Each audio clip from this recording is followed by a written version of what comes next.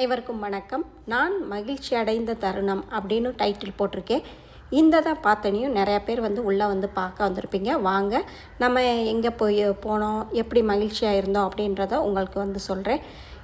சிங்கப்பூர்லேருந்து Sydney வந்தனையும் நான் முதல்ல பார்த்த மரம் இந்த மரம் தான். ரோஸ் கலரில் அவ்வளவு அழகாக இருந்துச்சு. நான் ஸ்டேட்டஸில் வச்சப்போ என்னுடைய ஃப்ரெண்ட்ஸுகள் எல்லாம் இது எங்கே எடுத்தீங்கன்னு கேட்டாங்க.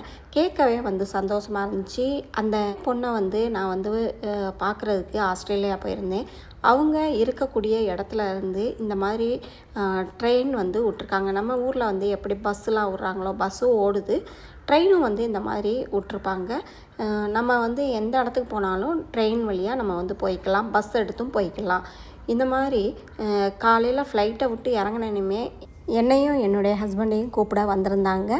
கையில் சொட்டு கொண்டு வந்திருந்தாங்க. நான் போன டைம் ரொம்ப குளிர்னால அவங்க கொடுத்ததை நான் போட்டுக்கிட்டு அவங்களோட பேசிக்கிட்டே வந்தது ரொம்ப ஹாப்பியாக இருந்துச்சு. அவங்களே பக்கத்தில் இருக்கிற ரெஸ்டாரண்ட்டுக்கு கூட்டிகிட்டு போனாங்க. காலையில் டைம்னால் நாங்கள் கேப்பச்சினாவும் ப்ரெட்டு, ஆம்லேட் ப்ரெட் இதெல்லாம் என்னுடைய ஹஸ்பண்ட் எடுத்துக்கிட்டாங்க. ஹாப்பியாக இருந்து இன்னும் நிறையா வீடியோஸ் நான் எடுத்து வச்சுருக்கேன். உங்கள்கிட்ட ஷேர் பண்ணவும் செய்கிறேன்.